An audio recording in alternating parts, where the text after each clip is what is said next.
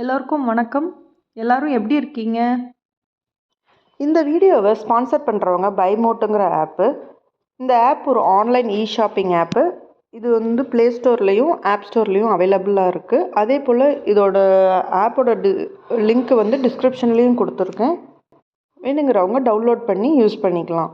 இந்த ஆப்பில் நமக்கு தேவையான நம்ம எல்லோரும் யூஸ் பண்ணுற மாதிரி பொருள் தான் இருக்குது. ஸோ நீங்களும் யூஸ் பண்ணி பாருங்கள். உங்கள் ஃப்ரெண்ட்ஸுங்களுக்கும் இந்த ஆப்பை ரெஃபர் பண்ணுங்கள். வாங்க இன்றைக்கான வீடியோக்குள்ளே போகலாம். இந்த வீடியோவில் தொலையுணர்வுங்கிற புக்கில் இருந்து தான் நான் கதையை போட போகிறேன். ஆல்ரெடி போட்டுட்டு இருந்த கதை தான், அதோட தொடர்ச்சியாக தான் இனிமேல் வந்து தொலையுணர்வுங்கிற புக்கில் இருந்து நான் கதையை எடுத்து நான் போடுறேன். நான் இந்த புக்கை ஏன் சூஸ் பண்ணேன்னா, இது ஒரு நேர்மறையான கதைகளாக இருக்கும். நம்ம மனசில் இருக்கிற கெட்ட எண்ணங்களை வந்து அழிக்கிறதுக்கு ஒரு ஹெல்ப்ஃபுல்லாகவும் யூஸ்ஃபுல்லாகவும் இருக்கும். எக்ஸாம்பிளுக்கு பயம், நெகட்டிவாக திங்க் பண்ணுறது, இந்த மாதிரியெல்லாம் இருந்து எப்படி நம்ம மீண்டு வர்றதுங்கிறது தான் இந்த புக்கில் வந்து கதையாக இருக்கும்.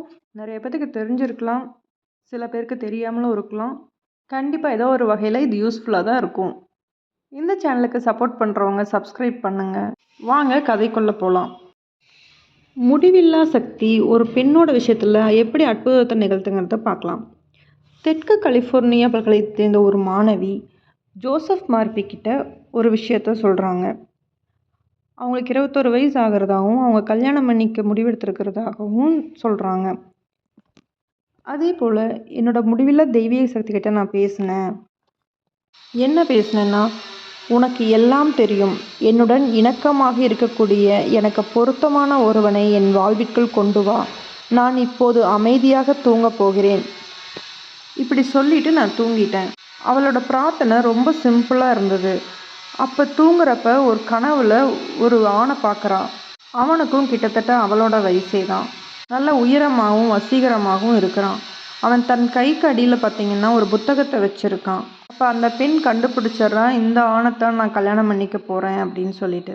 ஆனால் அவன் எங்கே இருக்கான், எப்படி சந்திப்போம், அந்த எந்த யோசனையும் இல்லாமல் அவங்க நிம்மதியாக பதற்றமே இல்லாமல் தூங்கிட்டுருக்காங்க. இதுக்கு மேலேயும் வாழ்க்கை துணையை பற்றி அவங்க எந்த பிரார்த்தனையும் பண்ணிக்கிறதுக்கும் விரும்பலை. இந்த மாதிரி கனவு கண்ட 2 மாதத்தில் இந்த பெண் ஒரு சர்ச்சுக்கு போகிறாங்க. அப்போ ஒருத்தர் அந்த பெண் உட்கார்ந்துருக்கிற பக்கத்துலேயே அவரும் வந்து உட்காந்துருக்காரு. அதே போல் கனவு கண்டது போலயே கை வந்து புக்குக்கு அடியில் வச்சு பிரார்த்தனை பண்ணிகிட்ருக்காரு. அந்த புக் என்ன அப்படின்னா பைபிள். அவங்க கண்ட கனவுப்படியே அவங்க 2 பேரும் பேசி பழகி 1 மாதத்தில் கல்யாணமும் பண்ணிக்கிறாங்க. இந்த மாதிரி பரவலாக நிறையா பேர்த்துக்கு நடந்திருக்கலாம். இந்த மாணவி பார்த்திங்கன்னா தன் மன விதியை பற்றி அறிந்திருந்தாள்.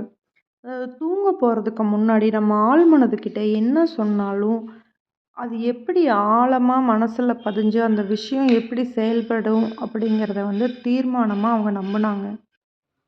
தூங்க போகுவதற்கு முன்பு சிந்திக்கப்படுகின்ற எந்த ஒரு விஷயமும் ஆழ்மனதிற்குள் ஆழமாக பதியப்படும் என்பதையும் அந்த விஷயம் எவ்வாறு மெய்ப்பட வேண்டும் என்பதையும் தன் ஆழ்மனம் தீர்மானித்து கொள்ளும். சில சமயங்களில் நாம் ஆழ்ந்து உறங்கும்போது வெளிமனமும் ஆழ்மனமும் படைப்பு திறனுடன் இணைந்து ஒரு அனுபவத்தை பிரம்மாண்டமானதாக ஆக்குகின்றன. இந்த வீடியோ உங்களுக்கு பிடிச்சிருந்ததுன்னா லைக் பண்ணுங்கள், ஷேர் பண்ணுங்கள். அடுத்த வீடியோவில் பார்க்கலாம். தேங்க்யூ.